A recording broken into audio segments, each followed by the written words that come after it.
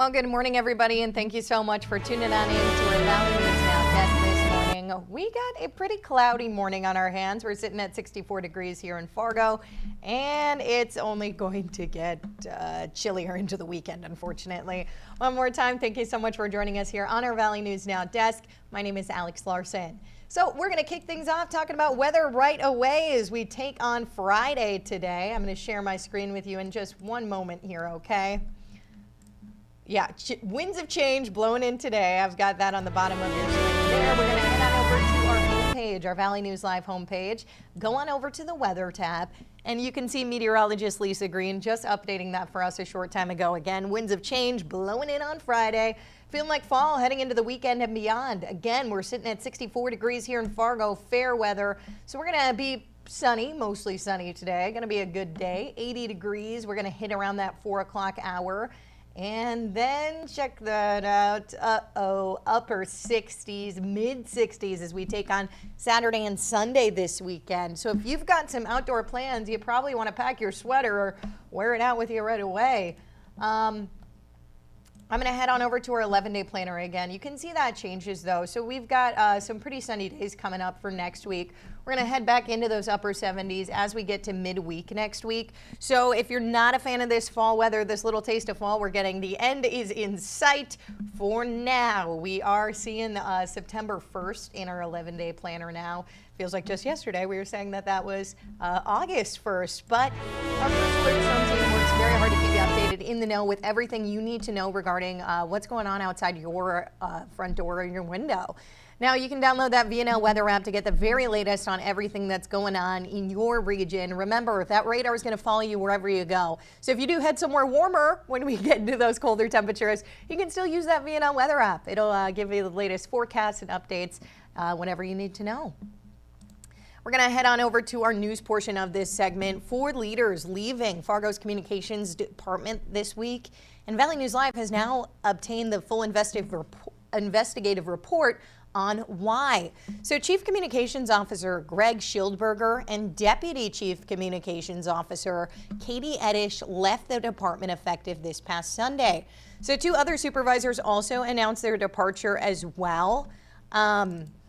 City leaders wouldn't really release the reason why the City of Fargo's communications team was under investigation, but we have learned that an investigator with Sambor Lawn Consulting was hired by the city to investigate Fargo's Department of Communications and Government Affairs after getting a complaint filed in April of this year by former multimedia producer Zoe Baloney. The complaint alleges poor leadership and a hostile work environment. So there is so much more about this report. You can find that over on valleynewslive.com, and we are going to cover it just a little bit here on the desk today, okay? I'm going to pull this up for you, share my screen with you again here to head on over to our website. So Zoe was not alone in what she was saying. You can see this whole story here if you want to take a peek at that, but I'm just going to quickly summarize this for you here. Investigative report states that interviews were scheduled with 19 people between June 26th and July 14th, showing a pattern of similar concerns raised by exit interviews over several years. Investigation finds from 2018 to present, 16 employees voluntarily left the comms department. 8 of them lasted less than 6 months. So an investigator noted that employees left the department in concerning numbers after very short windows of employment. So the report further details how management with the comms department were described by the former employees. You can see that report there. I'll highlight it for you, okay?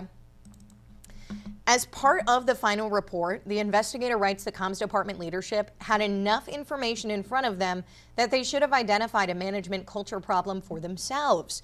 Instead, they have been and remain committed to a narrative that the problems are caused by a combination of external pressure, toxicity, and poor employee performance.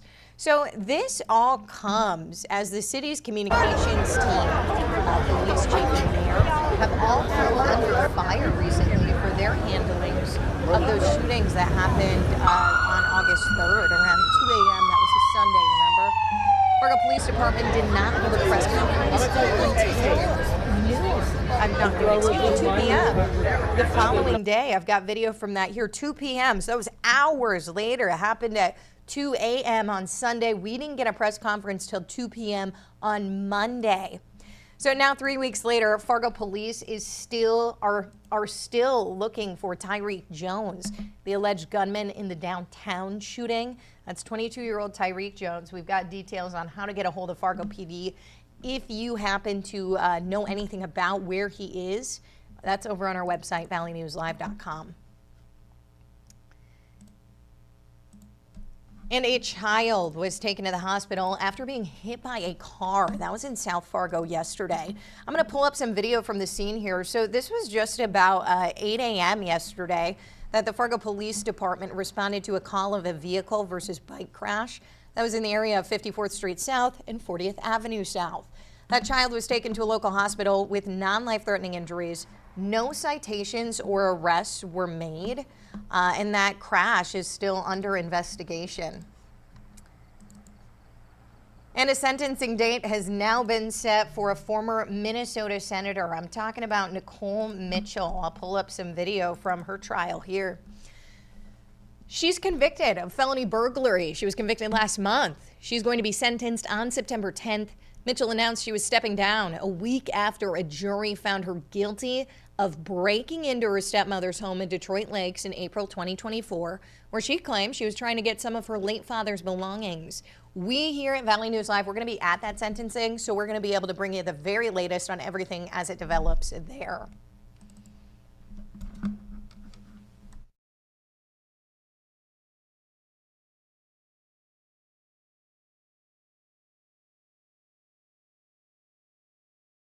We're seeing some of the worst mosquitoes we've seen in decades. Have you been getting eaten by mosquitoes? Well, it may be time to invest in some product. But how do you know what works and what does not work? Valley News Team's Courtney Lockey dug into this, working to get some answers for us. We've got her story now.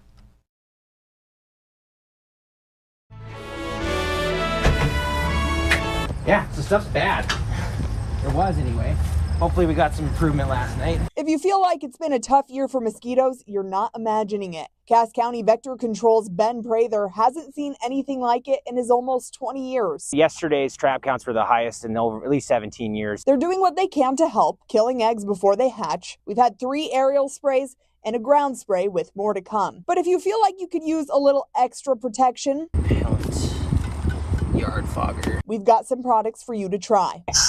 Starting with Ben's favorite, Off Outdoor Fogger. Shrubs, shaded areas are always hot spots for mosquitoes, especially during the day. Spray around the foundations of your home.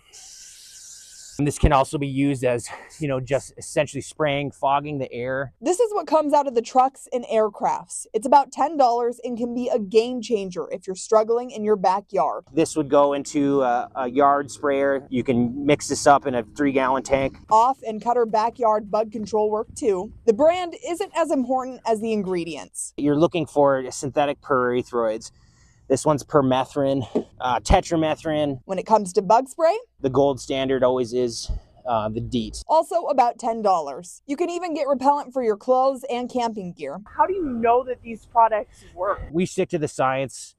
There's a lot of products or things out there that people, mix up lavender and mint and, put it in some vinegar and spray around. We don't have any scientific data to back that up. Citronella candles and mosquito coils. Ben says, don't waste your money.